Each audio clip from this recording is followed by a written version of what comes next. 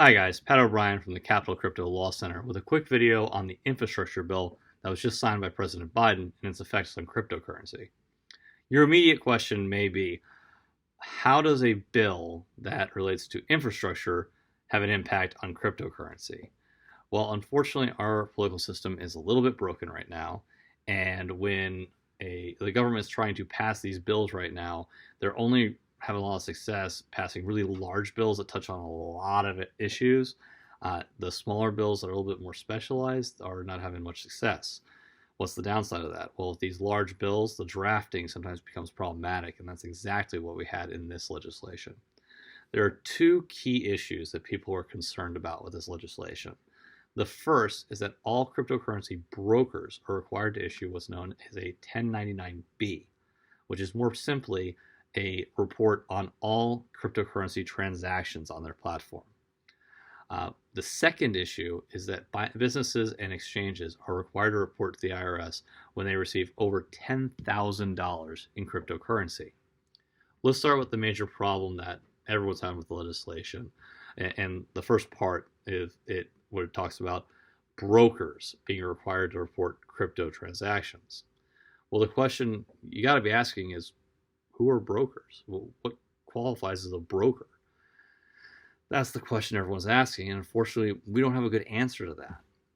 The legislation, they say a broker is defined as any person who, for consideration, is responsible for regularly providing any service effectuating transfers of digital assets on behalf of another person.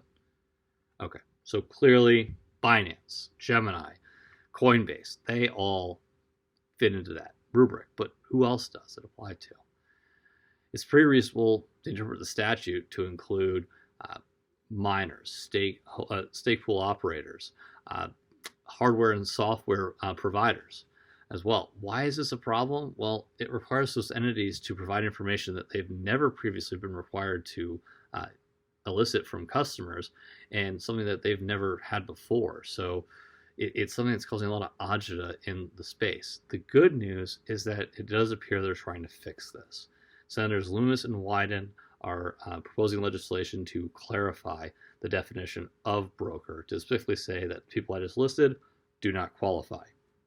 Senator Cruz has his own legislation which is just to delete broker from the legislation that was passed under the infrastructure bill. I gotta say that I think Wyden and Lummis's bill has a better chance of succeeding, but it will be interesting to see how it plays out. You want to keep an eye on it, and we'll be updating you guys. That being said, it doesn't actually fix the one major problem people have, which is that the reporting of your transactions may be problematic and difficult for the IRS to truly understand what's happening, and may cause you to have some incorrect tax liabilities that you're going to have to prove are incorrect. So let's give you an example. Let's say that you purchased $1,000 worth of Bitcoin, and you had it for a little while, and unfortunately have a bear market comes in and the Bitcoin value drops. Let's say it drops all the way down to $800, and you're like, man, I do not want to deal with this anymore. I'm going to stop the bleeding. So you decide to sell it.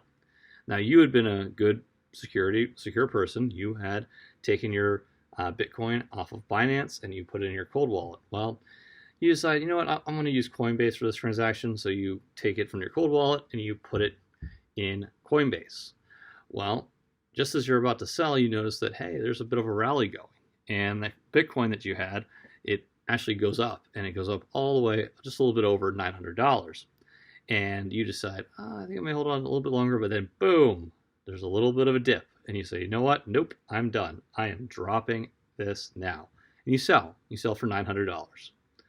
All right, so what does the IRS see? Well, the IRS sees that you had $800 in cryptocurrency, and then you sold it for $900 in cryptocurrency. Well, that is going to be seen as a capital gain.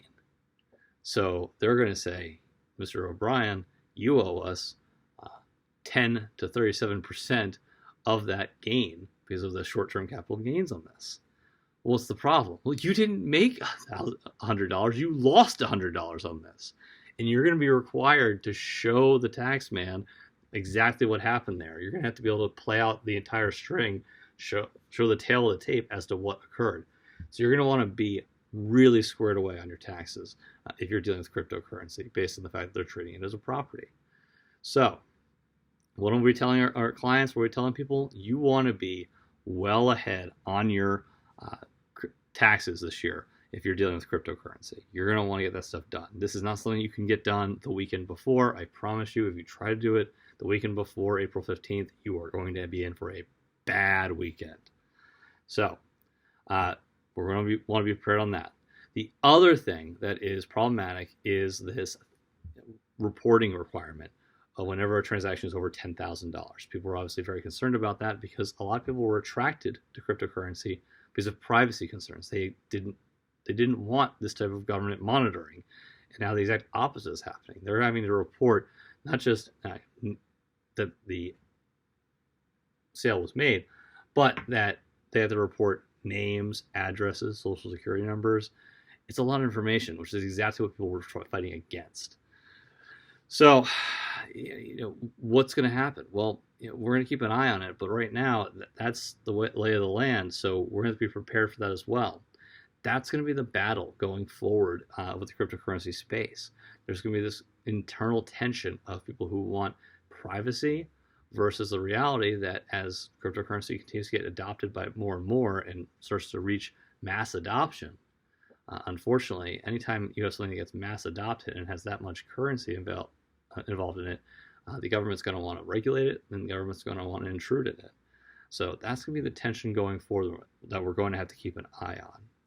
So that's it for today. Thank you guys so much for your time. If you have any questions, please contact us at Capital Crypto Law Center. We will be glad to help you out. Have a good day.